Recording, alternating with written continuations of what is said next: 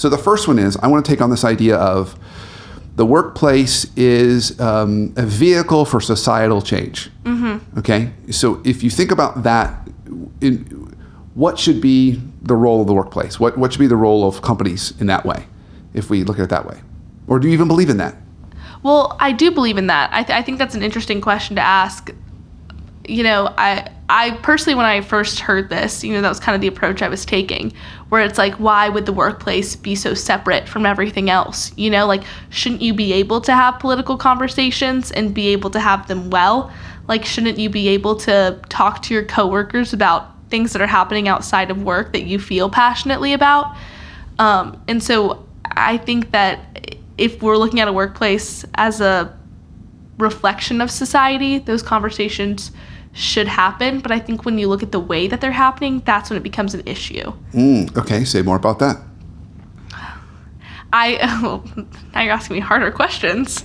I think that there's so much more emotion than ever behind political conversations.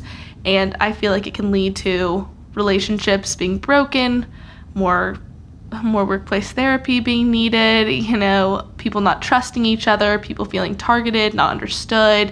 And that's hard to work with people when you feel like you guys are, when you see the world in such different ways, when you feel that way. Yeah. So here's what I'm going to kind of build on what you said. I think, here's the parts where we like the idea of being able to have these kinds of conversations at work. We like being able to bring our whole self to work. Exactly. We like being known at work and being able to share parts of our life with our coworkers, things we're passionate about, things that are important to us, right? And we want to be known and respected. And so those are things everyone listening would say, yes, absolutely like that. And I would like to say that you also like to know your coworkers, you know, like you like to know those things about the people that you spend so much time with. Like you do spend 8 hours a day with these people. Like you like to know where they're coming from.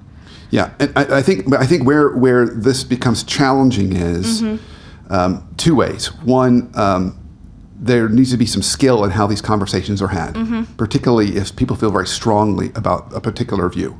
And ironically enough, I've been preaching a lot about this because everyone now has their frickin' religion, right? I've got my COVID religion, I've got my political religion, I've got my religion, and it's so deeply ingrained that when they start to talk about it, it's not really about me wanting to understand you, it's about me wanting to change your belief to my religion, which then becomes contentious, right? And so, you know, I want you to believe what I believe, and that becomes really, really hard to navigate, and that's hard. I think we so often don't recognize that people have beliefs for so many reasons. There's not one reason why anyone believes something the way they do. I mean, it goes back to so many past experiences, so many past interactions, a background. Like you can't learn after 5 minutes of having a political discussion with someone.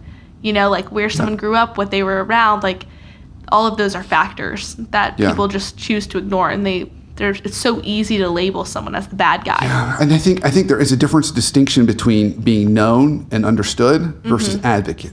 Yeah. So advocating is, I want to change your view or change policy to something that I believe is right. And I'm not saying that person is right or wrong, but that's not about being known. No. I'm not changing me. I absolutely want to change you, or I want to change the world out there.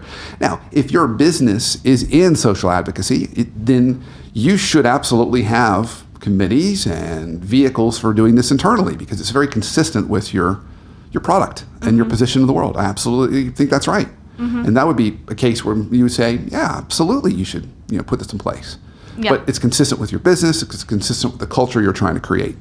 Yeah. So a question for you. Do you think that companies can or should teach their employees how to have these conversations better? Like, should they do training for employees? So I'm going to, I think that there's absolutely always room to have better conversations. So I do think there's training on how to have better conversations. But I want to pivot that to the second. Yeah. If we are going to go down that path, they have to train people how to have that better.